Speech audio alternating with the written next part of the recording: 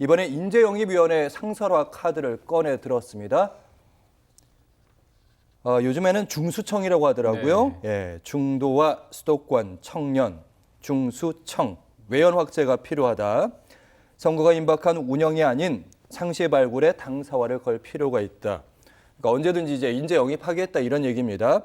여기에 대해서 국민의힘 영남권 초선 의원 결국 대선 때 같이 일할 자기 사람을 확보하겠다는 뜻이 아니겠는가. 한쪽은 이제 기대를 하고 있는 거고 한쪽은 이제 경계를 하고 있는 거고 둘 다 맞는 말 같아 보입니다. 제 생각에 양쪽 다 말이 맞는 것 같아요. 예. 그러니까 사실 민주정당이라는 것은 국민들과 정당이 추구하는 바가 어떻다라고 이렇게 국민들에게 소개하고 알리고 이런 것들이 항시적으로 외연 확장을 위해서 일을 해야 되는데 지금까지 그 정당들이 활동하는 거 보면 특히 예전에 있었던 지구당에서 지역위원장으로 바뀌면서 소위 당의 정체성을 확립하는 데서 역할을 많이 했던 연수원이라는 것이 많이 사라졌어요. 연수원의 기능이라는 것이 있는데 연수원은 늘 이제 당원들을 같이 아우르면서 교육 활동을 계속 많이 했거든요. 교육 활동을 하면서 우리 당의 정체성은 무엇이고 앞으로 어떻게 방향이 이렇게 될 것이다. 예를 들어서 대통령이면 대통령 아니면 당 총재면 총재. 그래서 당에 나아갈 바에 대해서 당원들과 끊임없이 교류하면서 또한 이제 국민들에게 홍보하고 이런 역할이 있었는데 이게 지역위원장으로 바뀌면서 연수원이 좀 사라지고 그 역할을 당의 홍보실에서 했는지 잘 모르겠으나 제대로 잘 이 커뮤니케이션이 되는 것이 부족했다라는 생각이 들어요. 그래서 지금 보면 상시적으로 민주정당은 자기 개혁을 해야 하는데 그 자기 개혁을 해야 할 때 필요한 인재들이 누구냐? 바로 중도 수도권 청년이다라고 한동훈 대표는 판단을 한 것이고, 네. 그리고 이걸 보고 외부에서 봤을 때, 다음에 대선 전국이 벌어졌을 때 꼭 필요한 것이 중도 수도권 청년 아니냐라고 딱 맞아 떨어진 것이죠. 저는 양쪽 말이 다 맞다라고 생각하고 이것이 지속적으로 얼마나 계속 자기 개혁을 통해서 나가느냐 그렇지 못하느냐가 당의 개혁 또는 당의 외연 확장에 도움이 되느냐 그렇지 않느냐라고 저는 판단을 합니다. 네, 김규용 전 대변인님, 중수청 그러니까 중도 수도권 청년 다 잡을 만한 그러니까 그들의 마음에 들 만한 인재를 영입하는 게 가장 핵심인 것 같긴 한데 이런 인재를 첫 번째 쉽게 찾을 수 있을 것인지 두 번째는 이런 인재들이 딱 들어왔을 때 당에서 자리를 잡을 수 있을까 이런 의문들. 맞습니다. 제일 좋은 지적이신데요. 선거 때도 보면 인재 영입이라는 어떤 이름으로 많은 분들이 들어왔습니다. 근데 선거에서 낙선을 하는 경우, 소위 말해서 국회의원이 되지 못할 경우에 다시 본업으로 돌아가거나 어떻게 보면 지역위원장을 하는, 운영위원장을 하는, 당협위원장을 하는 경우가 있는데요. 제일 중요한 거는 지속 가능성입니다. 그 사람들이 청년이든 당에 들어왔을 때 본인의 어떤 생각과 어떤 그런 것들을 담아낼 수 있는 자리, 그릇이 있어야 되거든요. 뭔가 정치라는 것이 청년을 통해서 이미지만 소비되고 그 사람들을 그냥 버린다고 할까요? 그런 게 반복되었습니다. 그런 관점에서 봤을 때 저는 선거 때뿐만이 아니라 상시적으로 좋은 인재를 모은다는 건 맞습니다. 근데 그거를 그분들에게 지속적으로 그분들의 메시지와 그분들의 활동을 담보할 수 있는 공간이 있느냐의 부분은 좀 냉정하게 봐야 되거든요. 그리고 또 하나는 새롭다는 게 장점이 있지만 한편으로는 청년 당내에서도 굉장히 지역에서 헌신하신 분들이 많습니다. 여기서 말하는 청년은 단순하게 생물학적으로 나이가 젊다는 게 아니거든요.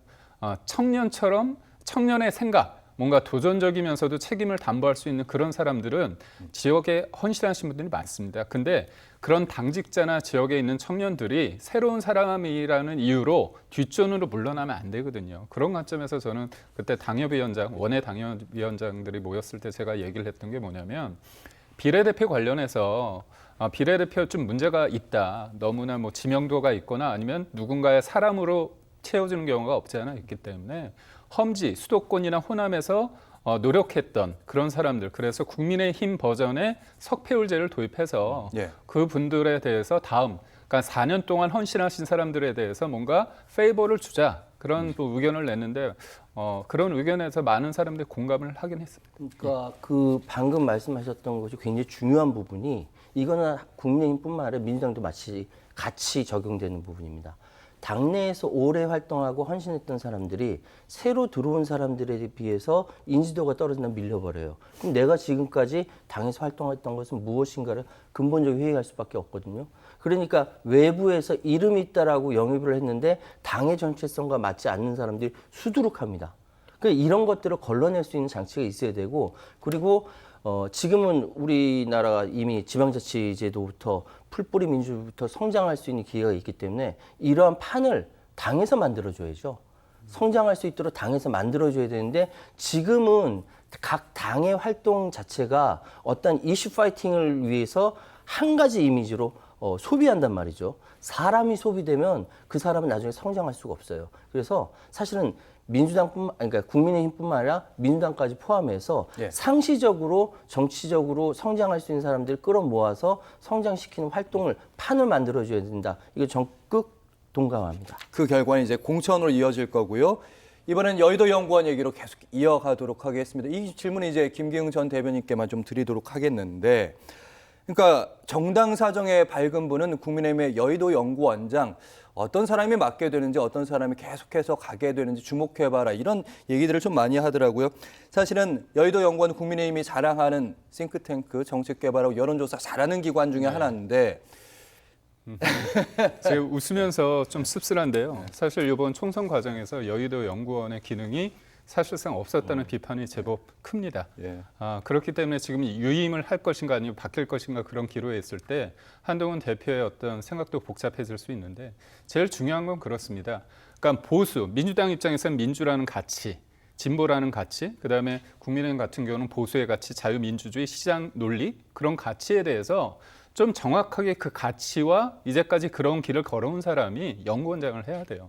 근데 대부분은 연구원장이 그 당대표와 연이 있는 사람들이 오다 보니까 큰 틀에서 정책을 개발하고 어떤 방향성을 가져야 되는데 굉장히 기술적인 게 있죠. 여론조사나 그런 데서 한계가 좀 명확하게 이어지는, 그리고 그것도 맞춤형으로 좀 만들어지는 게 없지 않아 있거든요. 예. 그렇기 때문에 이런 부분에 있어서는 저는 과감한 쇄신을 통해서, 여기서 보면 저는 정책, 그러니까 미국 같은 경우는 공화당은 헤리티지가 있고 그다음에 저기는 브루킹스가 있지 않습니까, 민주당이? 예. 그런 것처럼, 그러니까 한 대표에 의해서 만들어지는 게 아니라 그게 하나하나 쌓여서 어떤 정책적인 거를 개발할 수 있는 싱크탱크로서의 역할로 자리매김해야 된다고. 저는 짧게 듣겠습니다. 짧게 2004년부터 2005년도에 있었던 박세일 원장이 있었던 여의도 연구원장이 있었던 시절, 그때 여의도 연구원에서 단순히 지금 뭐 홍영님이 논의가 있지만 그게 아니라 선거 여론조사뿐만 아니라 많은 정책 대안들이 굉장히 많이 나왔어요. 홈페이지에 올려놓고 전 그거 다운받아서 공부하기로 했어요. 왜냐하면은 예. 보수의 시각에서 바라보는 대한민국의 미래는 무엇인가 해서 명확하게 제시를 했거든요. 그럼 그 대비해서 민주당 쪽에서도 그렇게 얘기가 나올 수 있고 서로 토론할 수 있는 분위기가 만들어졌었는데, 언제부터인가 이 여의도 연구원은 그냥 선거 때 여론조사 하는 정도밖에 안 되더라고요. 그래서는 안 되고요. 앞으로 대한민국 정치 발전을 위해서는 여의도연구소라든지 민주연구원이라든지 이런 데서 정책적 대안을 내놓을 수 있는 그런 연구원들이 되어야만 합니다.